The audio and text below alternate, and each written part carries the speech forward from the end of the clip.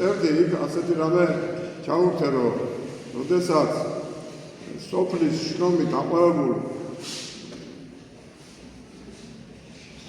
ხელსაქმეს ნახავ, აანთებ პატარა მარანში სანთებს. ქრისტიანი მართლმადიდებელიც. აბლაზე დაალაგებ ყურღვინოს.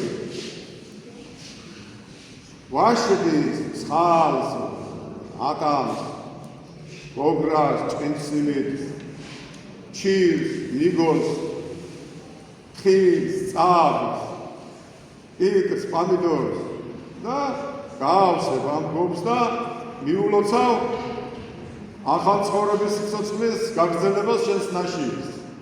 ამაზე კარგი არაფერი არ არის. თქვენ თუ გეტყვით შემოვიდა კიდევ სხვა რამეს თუ თქვენ მოგინდება.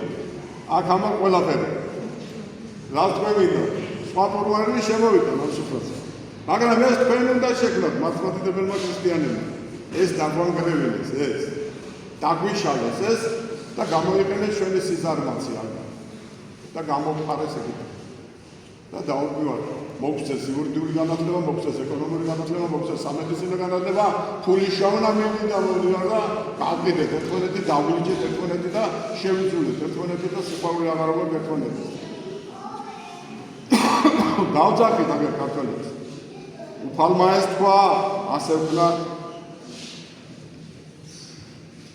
მაგრამ მე ვთხოვ, რომ ჩვენ გონიერი აზრი მოგწეს და ღვთისგან აჩუქარმა გონებამ უნდა მოძებნოს მადლმოსილი სიცოცხლის ძალა ჩვენში.